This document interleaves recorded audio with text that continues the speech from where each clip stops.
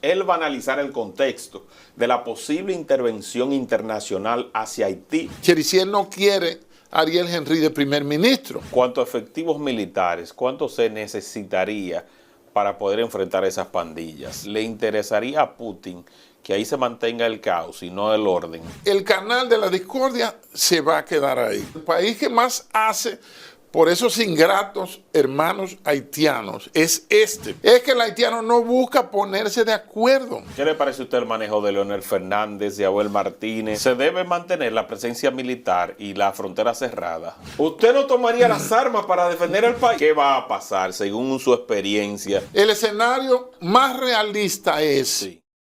Amigos, siempre es un privilegio contar con la presencia del general Damián Arias Matos. Él va a analizar el contexto de la posible intervención internacional hacia Haití en una misión militar que busca llevar la paz a este país convulso. Bienvenido, general. Gracias, José. Bendiciones para de ti. su casa, general. Gracias, gracias. Fíjese, le tengo la mano tomada, el pulso tomado y un termómetro geopolítico a la situación de Haití, porque sí. Haití nos atañe, aunque hayamos estado como gobiernos, como países de espaldas uno del otro. Entonces, han surgido... No como gobierno y como países, sino a nivel cultural, a nivel religioso. Sí, sí. Son muchas las divisiones. Sí, esa división es múltiple. Entonces, sí. Ante la nueva situación y ante tu pregunta de cómo se orquesta esa misión de paz, tenemos que el Consejo de Seguridad, la Asamblea General, que es el pleno de todos los países miembros, donde cada uno, por reglamento de la ONU, puede llevar hasta 5 representantes, un embajador, un chofer, un asistente, 5. Y cada país vale un voto. En principio, todos los votos de todos los países tienen el mismo peso específico, representan lo mismo. Pero en cuanto a decisiones, no es lo mismo un voto de Costa de Marfil, de Tombuctú, de Belice, que de Francia, Estados Unidos, China, por solo citar 3.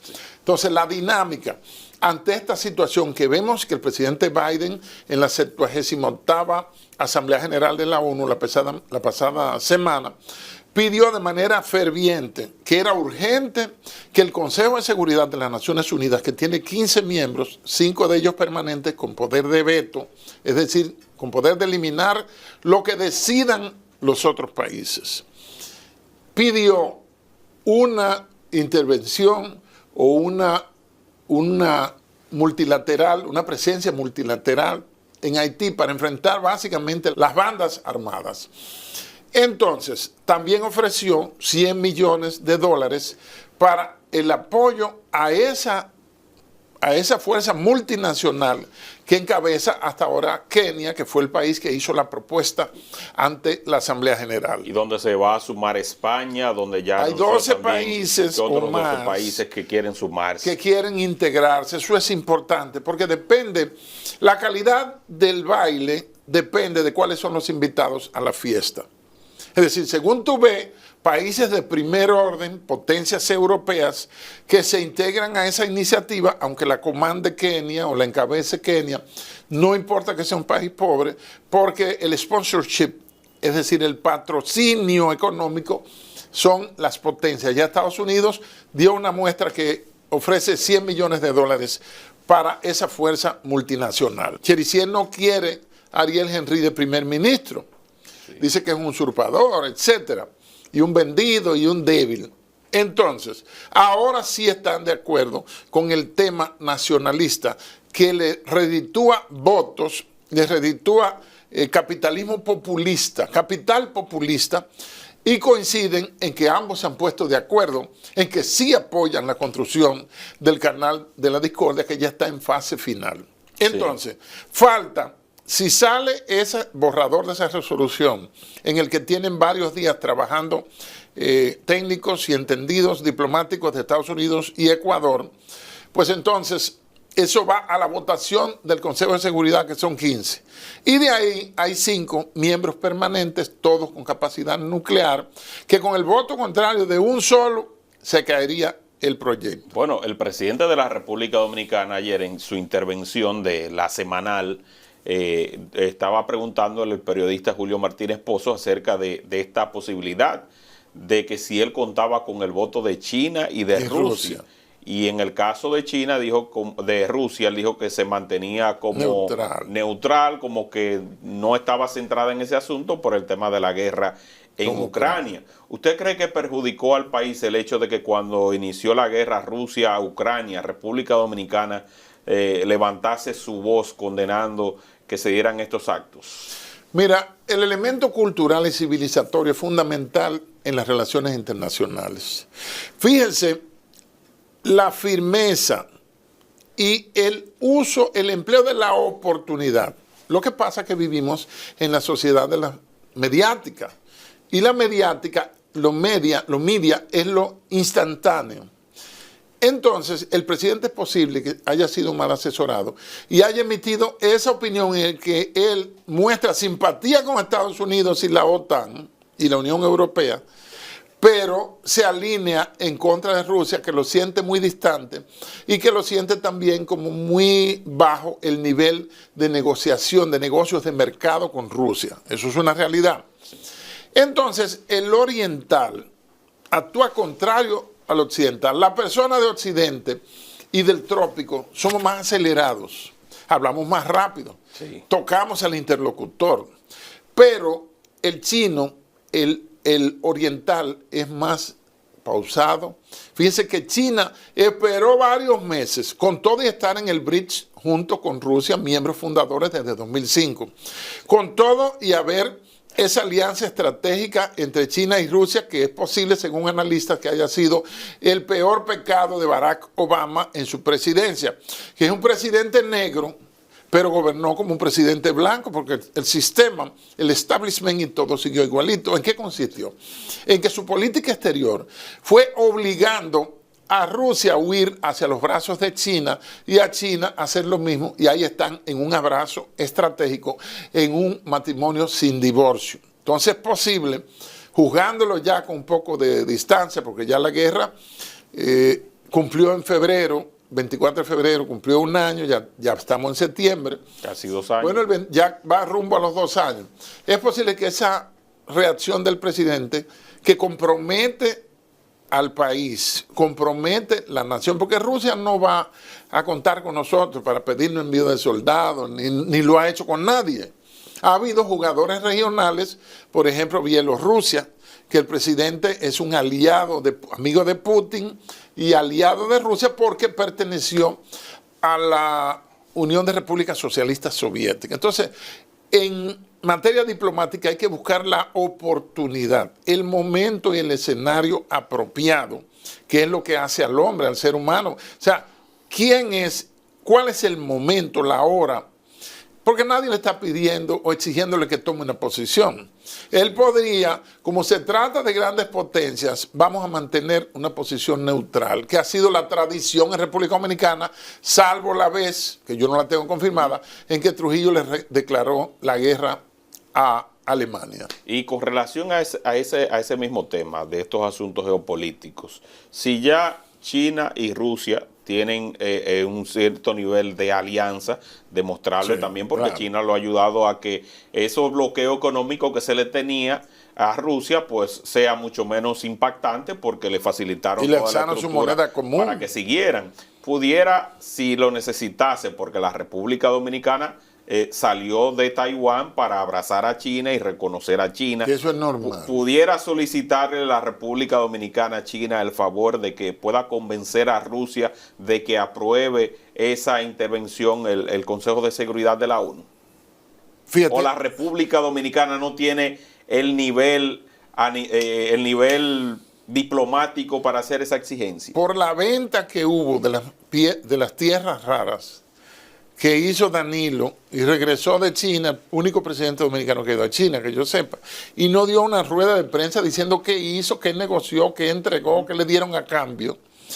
Favorecimos a China con materiales estratégicos. Estados Unidos lo ve mal, Rusia lo ve bien, Taiwán lo ve mal. Ahora, el salirse del área de influencia y romper relaciones con Taiwán. Eso es una tendencia de los cuales nada más quedan como 3 países. Ya nosotros fuimos como el 5º que se salió.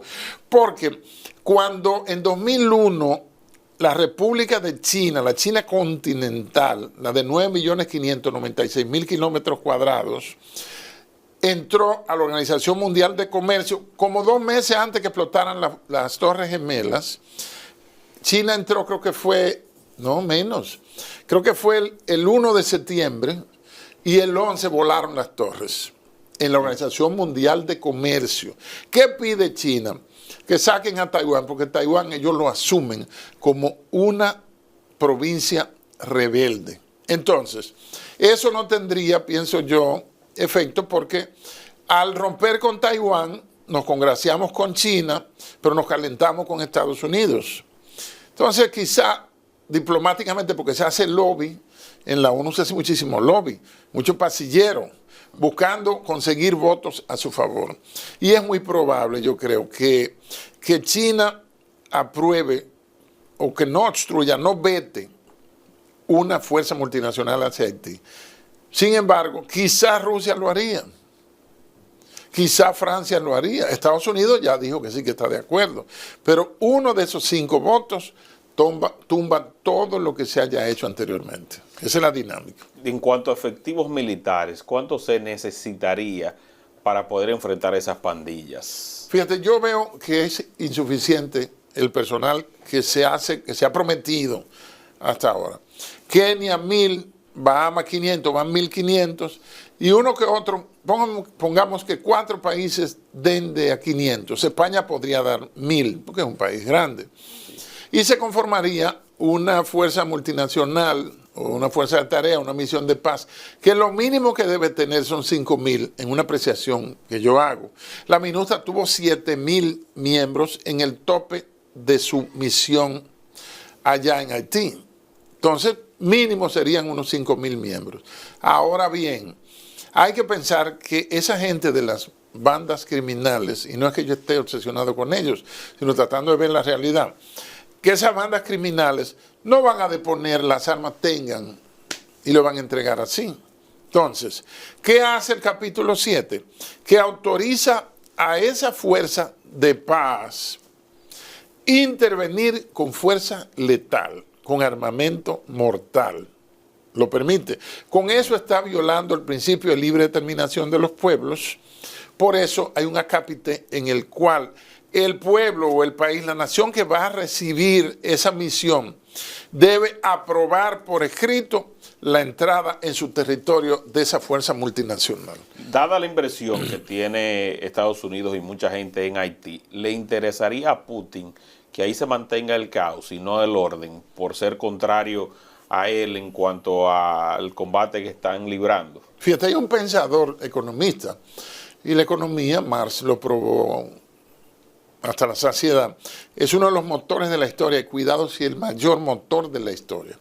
Ese señor se llama Schumpeter, que nació en 1902.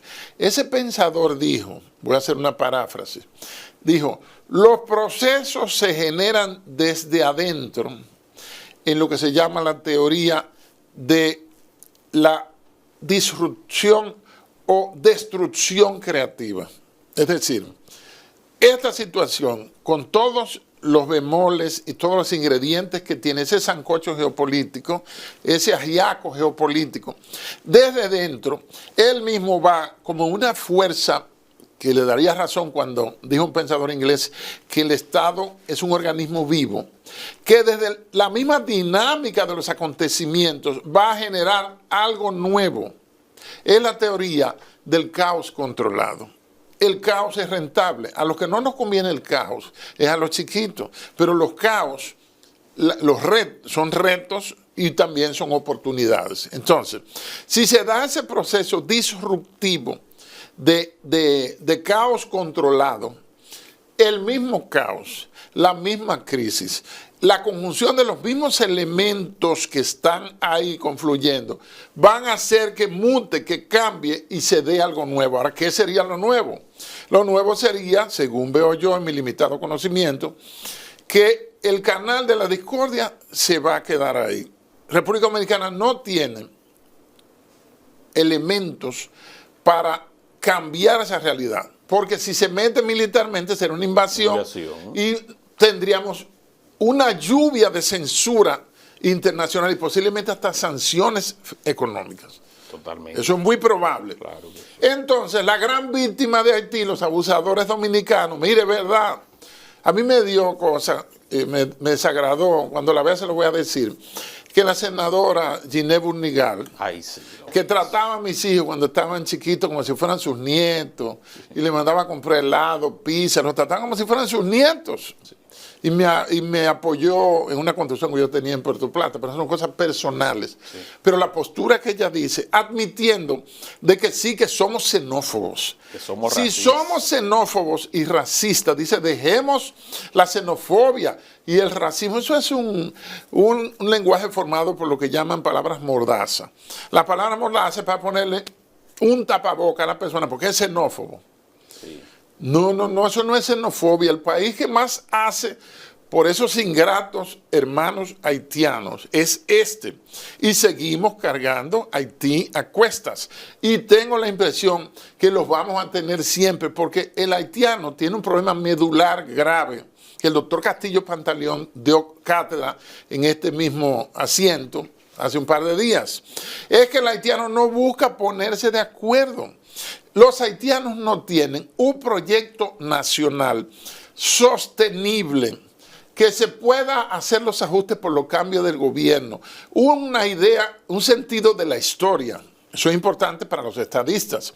El reto del presidente Abinader es lucirse como estadista, no como político. Ojo, es como estadista que él debe sortear estos retos que el presidente que más han atacado y ha recibido más presión es este. Al que le ha tocado el escenario más difícil es precisamente al presidente Abinader. Entonces, sigo con la tesis disruptiva de esa destrucción creativa de Schumpeter.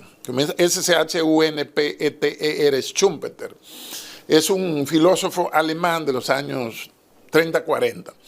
Entonces, si consideramos que nuestra población es xenófoba, que nuestra población es racista, los estamos condenando y estamos buscando la forma de descalificar toda posibilidad de diálogo. Dice Yuval Harari, el lenguaje está en el fondo de todo lo que hacemos.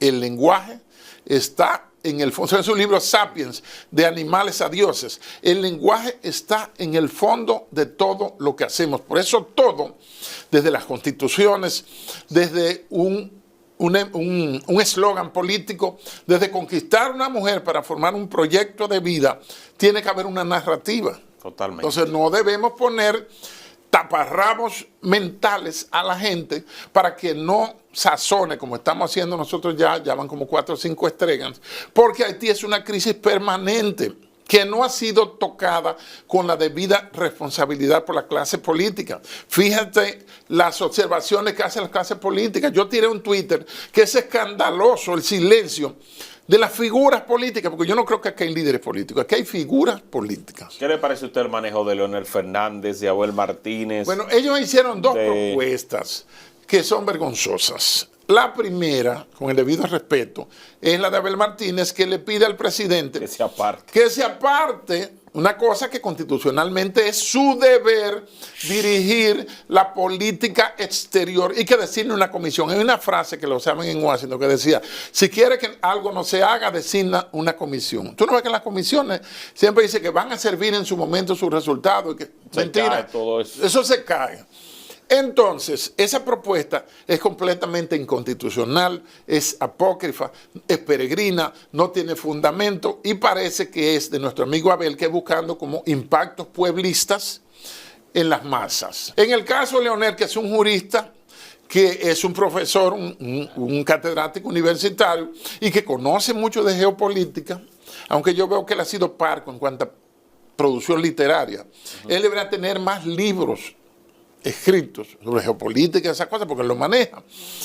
Él dice, la propuesta de Leonel es que debe ser la Organización de Estados Americanos, OEA, no tiene jurisdicción en ese caso, porque el mismo tratado, que es del 21 de enero de 1929. Ojo, hay que tomar en cuenta que Horacio Vázquez Lajara firma ese contrato ya con un riñón menos que lo operaron en Baltimore. Ya se le había ido Federico Velázquez, que era su vicepresidente, y nombró a su médico de cabecera como vicepresidente porque le habían extirpado un riñón en Baltimore, allá en el Johns Hopkins.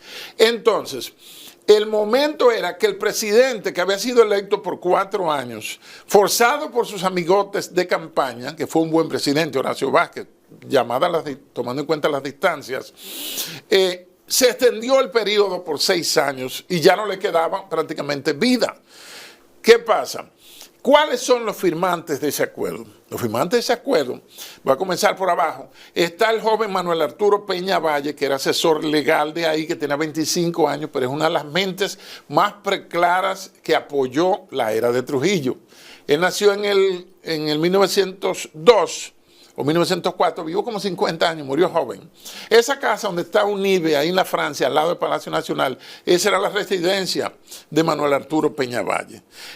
Firmaron también 2 presidentes gomígrafos que trabajaron con Trujillo, porque Trujillo no fue presidente casi 31 años. Trujillo fue 34. Y luego, al hombre que lo apoyó a él, Rafael Estrella Ureña, con el movimiento cívico, él agarra, lo saca y lo manda. Suprime la vicepresidencia para comenzar. Si suprimen tu puesto, ya tú estás fuera de función. Y lo manda luego como embajador y ministro plenipotenciario a Francia. Le había estudiado allá y era un orador brillante. Lástima que no sé, para mí que no hay grabaciones sobre él. Entonces firma Francisco Peinado Mozo, que fue presidente en el cuatrenio 38-42, pero se murió en el 40. Firmó también Pipí Troncoso, Manuel Troncoso de la Concha, que era vice y entonces accesa a la presidencia de la República cuando muere Mozo, el presidente, pero al año o año y algo, él va al Congreso y pide que Trujillo regrese rápidamente a la conducción de la cosa pública como presidente. Pero un detalle, Trujillo lo señalaba a él como un hombre sabio. En mi libro yo tengo un capítulo sobre esos gomígrafos, que fueron 4. Estuvo Mozo Peinado, Francisco J. Peinado, estuvo Pipí Troncoso, Negro Trujillo y Balaguer, que termina el 3 de agosto del 60. Entonces, los 2 hijos de Manuel de Jesús Troncoso de la Concha fueron los 2 primeros gobernadores del Banco Central. Wenceslao y Manuel fueron los 2 primeros gobernadores del Banco Central, y uno de los 2 diseñó el peso en esa emisión de 1941, que valía igual que el dólar, con la foto de Trujillo en el centro. Entonces esa gente firmaron ese acuerdo. ¿Con qué? Con un Haití intervenido, porque Estados Unidos decapitaron al presidente de Groot en el 15, y de una vez vino a Estados Unidos y se metió, invadió hasta el 34 por 19 años, pero hubo un presidente ahí, Luis Bornó, que con ese fue que se negoció Horacio Vázquez para establecer los hitos que deberían estar a 1000 metros cada uno, y dice 1929, con la línea fronteriza, respetando, y ahí está descrito en el acuerdo, respetando lo que se estableció en 1776, refrendado en 1777 con el acuerdo Tratado de Aranjuez, del río Masacre como frontera norte y el río Pedernales como frontera sur. ¿Se debe mantener la presencia militar y la frontera cerrada? Mira, el elemento militar tiene un aspecto disuasorio. La decisión del presidente fue correcta, fue consensuada, se reunió con el Consejo de Seguridad Nacional o Consejo Nacional de Seguridad, no sé cómo lo tuercen, donde estaba el ministro de Defensa, estaban los jefes de fuerza, estaban los subsecretarios, estaba el ministro de Interior y algunos asesores. A mí no me invitaron. Entonces, la decisión fue correcta, pero entonces tiene su riesgo. ¿Por qué? Porque Sun Tzu dice, no ataques a tu enemigo, espera que su propia vida lo mate. O sea, que vea que dejar la frontera abierta y que en se cierto armara un lío. modo, Sun Tzu es un pacifista, pero si no se hace ese cordón militar, Claro. se meten en masa para acá. Sí. Entonces ahora hay que ver, porque el problema no es solamente el comenzar la guerra. Yo tengo un capítulo que va a salir en mi libro que dice las largas guerras cortas. O sea, ¿cuánto va a durar una guerra? Y está el principio de Blitzkrieg, que es alemán, en cuanto que lo aplican los judíos muchísimo. En una guerra rápida, relámpago. ¿Por qué? Por el coste, por la inversión, por el gasto militar y en vidas que representa una guerra. Entonces buscan tener una guerra como por ejemplo la guerra de los 6 días en junio del 67. Sí. Todos se pusieron de acuerdo, vamos a borrar a Israel del mapa y ahí pasaron en realidad milagros. ¿Y usted no cree que el presidente esté aguantando la frontera cerrada en miras a esperar la decisión que vaya a tomar el Consejo de Seguridad de la ONU? Claro, eso se llama la oportunidad. Así como aconsejábamos ahorita en términos diplomáticos, de esperar el momento estratégico. Pero los planes estratégicos, no hay un plan estratégico que no resista los primeros tiros, porque se te trastorna de inmediatamente la realidad. Entonces, estamos en una especie de compás de espera. Frontera cerrada, la medida de los visados y, por supuesto, el despliegue militar. Ese despliegue militar, hay que buscar la forma, no tanto de cómo tú llegas al eventual escenario bélico, sino cómo tú vas a salir de ahí. Me recuerda como referencia reciente la salida de las tropas de Estados Unidos de Irak. ¿Cómo salieron? A eso le llaman los franceses fuite en avant. Un fuite en avance es como huir hacia adelante. Se supone que tú vas a correr hacia atrás. Pero yo creo que eso fue programado para dejar esas armas, esos Humvee, esos helicópteros Hawk, Black Hawk, y todo ese armamento para que ahí no haya paz ya en lo sucesivo. Porque esos pueblos, ¿cómo pasó? Esos pueblos no peleaban antes, peleaban con machete curvo, con cuchillo curvo. Ahora, Occidente le lleva las últimas armas de tecnología y ya tienen con qué matarse. En medio de este contexto, la República Dominicana debe continuar reforzando la parte militar en equipamiento, entrenamiento y demás. Fíjate que había más de 50 años. Yo no sé si Balaguer algún día compró algo, porque Balaguer recibió todo ese armamento que había de cuando Trujillo, que estaba hábil. Los aviones Stearman, los AT-6 con motor rotativo, los C-46 aviones de transporte, los P-51. O sea, nosotros teníamos una fuerza aérea que podría ser suficiente para Venezuela entera, por no decir Argentina. Y había barcos, goletas y todas esas cosas, y estaba la compañía de astilleros navales, que no sé si existe todavía, que era estatal. Para eso nosotros no tenemos una flota pesquera, que deberíamos tener una flota pesquera para nosotros ser vendedores de esos servicios y exportadores, claro, desde el Estado.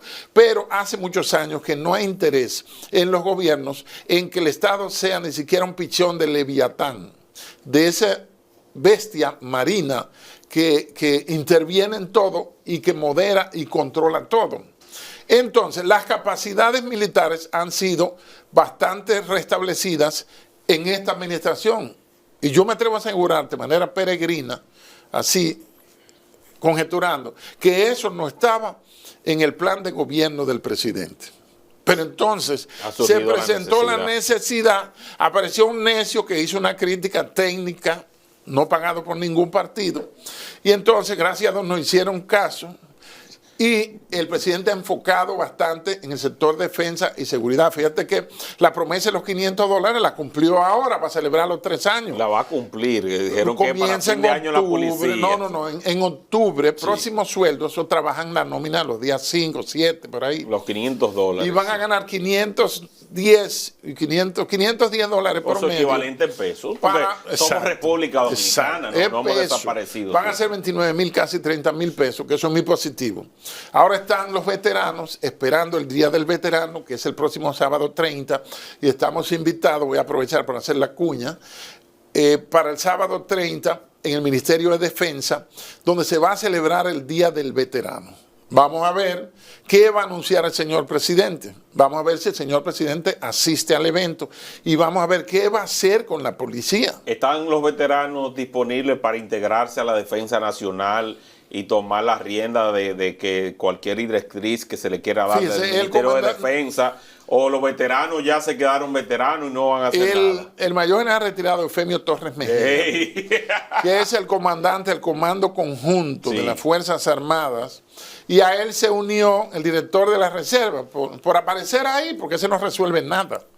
Los policías escupen cuando se menciona el apellido de ese general. Ay, Dios santo. Y él lo sabe. Él me tildó de dos cosas que él sabe que yo no lo soy: delincuente y mentiroso. Ay, Dios mío. Hace unos meses. Yo tengo que no lo veo como... Bueno, en este gobierno, yo creo que lo vi al principio del gobierno. Sí. Entonces, hicieron un manifiesto que es de rigor, que es de estilo, en el que toda esa tropa que está en retiro manifiesta su apoyo al orden constitucional y a las medidas que el Poder Ejecutivo tome ante el manejo de esta crisis. Estuvo correcto. Específicamente con Haití. Específicamente con esta crisis que es la que estamos manejando ahora.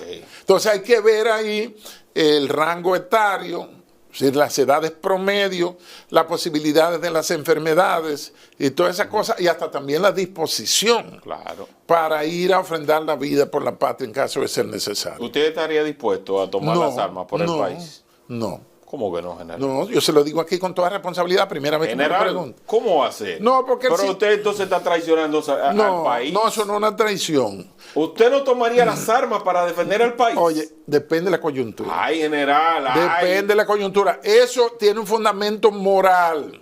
Fundamento moral. Entonces, si tú ves, ¿por qué yo lo digo? Y son cosas personales, porque tú me hiciste la pregunta a mí. Sí, sí. Por ejemplo, yo fui una persona muy pisoteada mientras estuve en la policía. Mira que a mí me tomó en cuenta el ejército, no la policía. Y me lo reconoció el general Alberto Ten, director general de la policía, que me conoce hace 40 y pico de años. Y me dijo, mire, comandante Damián, y mire qué cosa, da pena que fue el ejército que lo tomó en cuenta usted, no la policía. Entonces, como a mí me pisotearon tanto en la policía, el sistema te saca la más mínima savia, con B corta, como los árboles, o capacidad que tú tengas. Yo llegué a ver gente, como si este cuarto estuviera lleno de bolsas de dinero, y ellos, porque eran generales, porque eran jefotes, se llevaban los sacos de dinero mal habido y de dudosa procedencia. Yo estoy hablando cosas claras. Y yo no podía ni mirar para allá. Ahora, yo nunca choqué con los intereses de esos asaltantes, no todos, algunos, y ellos saben quiénes son. Si me ven, ellos saben, ay, mira, lo está diciendo la vez aquella. Por ejemplo, a mí me robaron de 125,000 pesos, que era el sueldo como director. A mí me robaron 75 y me pagaban 49, 45, lo que le daba la gana.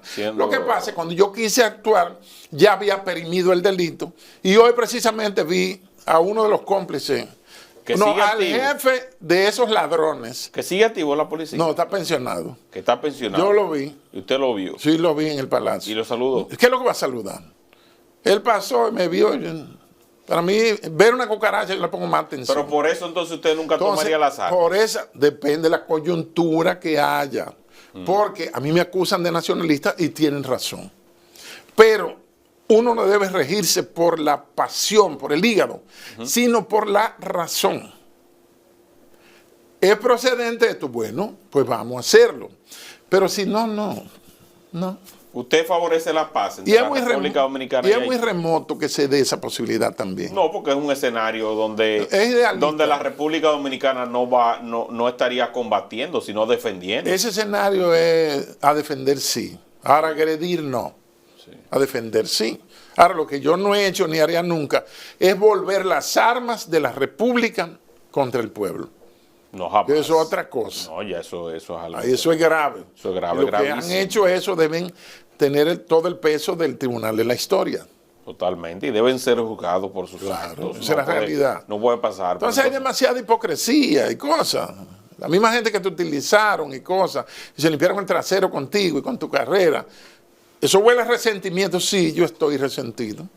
Le pagaron mal. Porque hay gente que dicen que usted no pudo ascender más por eso en la policía. Oye, yo sabía que yo no iba a llegar a director ni iba a llegar a general activo. Yo lo sabía. Y llegó el momento que yo dije, tengo 16 años. Y ya tenía al borde de los 60 años de edad. Ya me voy. Y el jefe de la policía me dijo, no, pero quédate, que yo, ¿qué? Yo, comandante, ayúdenme ahí. Le dije yo a Ney. Ney Aldrin. Ney Bautista. Que fue el último jefe de policía, fue ese. El último jefe de policía Sí, fue sí, ese. sí, que tuvo cierta cosa. El que defendió a los, Sí, a sí, los sí. policías. Y oye, él no fue cadete. Sin embargo, transformó la academia, que otros que fueron hijos de la academia y se graduaron ahí, no lo hicieron. Oye, eso. Dejó una huella en su gestión. Eso es importante. Ahora, Ney tiene una característica. Y yo se lo dije a él un día que coincidimos, porque cuando tú ves a un jefe que tiene un paquete de lambones, los lambones no dejan que tú te acerques porque creen que tú le vas a pedir el puesto de ellos. Sí. Y estábamos en un hotel ahí en el malecón. A mí me gusta llegar puntual a las cosas, para llegar despacio, sin prisa. Y estaba él ahí solito. Y nos conocemos hace 30 y pico, 40 años. Y lo saludo, ¿cómo está usted? Y yo, ¿qué? Y ahí, sin lisonja, se lo dije en la conversación. Usted sabe que usted tiene características que quizá usted no la conoce. Eso nos pasa a todos. Por ejemplo, mire, Ney Aldrin Bautista trabajó en la uniformada, en la dirección, no es general, dirección de seguridad preventiva. Estructuró eso en términos gerenciales. Dirigió las patrullas, que ya no aparecen casi patrullas en la policía, yo no sé dónde que están. Y puso supervisores. Él estableció las reuniones virtuales porque un hombre de formación tecnológica. Bien, excelente. En el área investigativa trabajó con el mayor general retirado Polanco Gómez, que es de mi promoción, que fue jefe de la policía. Sí. Brillante también. Dirigió la DICRIN. Mientras los policías de la DICRIN parecían tigres con una ropa toguayá, le puso uniforme, el mismo uniforme del FBI, con sus zapatos, sus tenis. Muy bien. Le dio condiciones. Y le dio condiciones. Y adecentó el término dinero. Y también está el término educación también, trabajó con la formación y es un hombre formado tecnológicamente. Porque él viene del área de la tecnología. Él fue el que no fue el que la creó. Él le cambió el nombre. A la unidad de inteligencia. No, la unidad de inteligencia no. El LICAT. Bueno, él tuvo que ver con alta tecnología. Ahí estaba Licurgo Yunes. Eso es bueno. Un excelente muchacho, joven. Claro. No sé si se fue de la policía, no lo siento. No, pero es buenísimo. Excelente. No, sí. Yo fui a una conferencia de Licurgo en la batalla de la carrera. Y estaba el vestido de general de la policía, de coronel, creo. Y llevó un primer teniente amolado, un monstruo, no me acuerdo qué apellido. Él hizo su presentación y yo veía a los militares, todos del ejército y de la Fuerza Armada, viendo eso. Eso fue en el comedor de la batalla de la carrera, en el histórico comedor de la batalla de la carrera. Y yo le dije a él, mi general, me sentí muy satisfecho.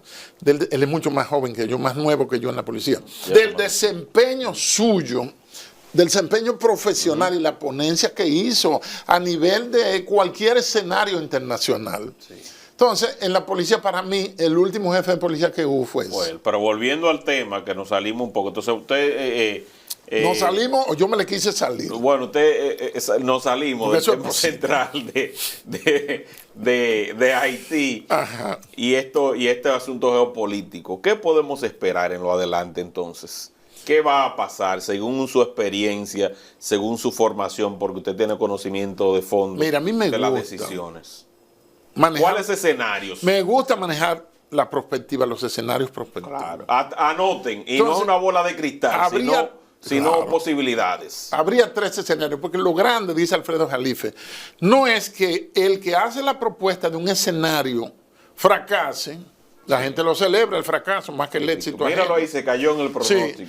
Lo importante es que el analista pueda diseñar un escenario de problemas X. Sí. Bueno, el escenario más positivo sería que se vayan a la mesa de negociaciones, se haga un acuerdo y Haití deje sin efecto el canal. Se retiran las tropas militares a sus cuarteles y todo perfecto. Todo vuelve a la normalidad. Otro escenario, ese es el escenario más dulce. Sí. El escenario más realista es que el Consejo de Seguridad, los que tienen poder de veto, aprueben la resolución, que depongan las armas, ese medio dulce también, o sean vencidos, o derrotados, o desarmados, o una palabra que se llama neutralizados, la amenaza de las bandas criminales, y que Haití logre un una especie de escenario de ambiente democrático para Haití relanzar, fijar elecciones nuevas y que se hagan unas elecciones promedio y que haya cierto escenario democrático, que el pueblo que le pueda dar tranquilidad que al Haití pueblo. tome su norte, lo cual para mí genéticamente, históricamente es imposible. Y el escenario pesimista. Entonces el escenario pesimista es el que a usted más le gusta. Es que bandas criminales comiencen a atacar a las tropas que están desplegadas. Mira que estaban haciendo como tarantines y cosas, que lo que le daría sería abrigo no. Ocultamiento y abrigo. Ocultamiento es que no te vean. Entonces no me acuerdo cuál es la palabra. Y abrigo es que el fuego enemigo no te llegue. Sí. Que lleguen esos señores de Kenia, de la multinacional, y van a tener necesariamente enfrentamientos con arreglo al capítulo 7 de la Carta Fundacional de la ONU. ¿Verdad? Que se haga, que se prolongue la crisis, pongamos todo el resto del año y mediados del año que viene, que serían unos 9 meses. Sí. Entonces, que haya que mantener esa tropa ahí y que haya enfrentamientos que serían necesariamente no convencionales, porque Haití no tiene fuerzas armadas formales, por lo cual el análisis que hace toda la doctrina y la doctrina occidental militar de la comparación de capacidades de combate, que se llama el poder relativo de combate, es decir, cómo está el equilibrio en armamento en cuanto a un país u otro que tendrían una escalada bélica. Sí. Entonces eso traería muertes, mantendría cerrado el mercado binacional o bilateral, como me gusta decir. Los mercados, porque son 3. Pararía, ¿no? A nivel de todas, porque hasta ahora estamos hablando de jabón, pero si se da un evento así, pues eso tendría exacto, a lo largo de toda la frontera. Habría muertes, se mantendría la presencia militar, habría enfrentamientos, Haití se hundiría más porque Haití necesita de todo, aunque le están entrando muchas cosas, según me he enterado, están pasando cosas y llevando cosas, la pasan. Porque usted saca un billete de $100 y se lo pone en los ojos y usted no va a ver nada. Entonces es una forma de cegar. Contrabando. De cegar a los guardianes. El contrabando. Un pensador en tiempo del Imperio Romano dijo, who guard the guardian? O sea, ¿quién va a vigilar a los vigilantes? Debería existir. Entonces, siempre habrá una estructura superior de uno, pero el hecho que si tú ves y tú estás como guardia, o no solamente los militares, porque eso no es cuestión de militares, los militares son los menos que pueden decidir en ese trasiego, ustedes sabían, es la clase política que está ahí, por eso tú ves que esos consulados son buscados. Nosotros tengo entendido que tenemos 6 consulados en Haití. Hay que quitarlo, toda esa vaina. No, hay que tenerlo, pero quizá 1 o 2, tenerlo bajo control. Tenerlo bajo control. No sé, se le ha acabado la búsqueda en estos días. Bueno, ahora aunque ellos vendieron por adelantado, yo no le importa. Ellos están tristes. No, pero es que ellos vendieron... Ese daño que le ha hecho el presidente. Pero es que ellos vendieron por adelantado, general. Sí, ellos también, porque es que la producción, ella la vende... Pero en 3 meses no sacaron casi 30,000. Es como el que vende en la flor, el producto. Ah, sí. Antes que te dé provecho y eso. Bueno, claro, cuando... ellos vendieron al granel y por adelantado. Ya ellos no importa cerrar eso porque vendieron 30. 24,000 en 3 meses. Sí, pero hay otros 30 que quieren comprar. Bueno, sí, es posible. El presidente le hizo ese daño. Ahora tiene ese negocio para esos compañeros que están... Pero puede vender a futuro, general, porque negocio es negocio. Sí. Si costaban tanto, paga por adelantado. Y si fue un decreto que me quitaron, perdiste tu dinero, porque esa es la mafia. Esa es la mafia que impera en la República Dominicana. Pero hay un fallo. No he visto...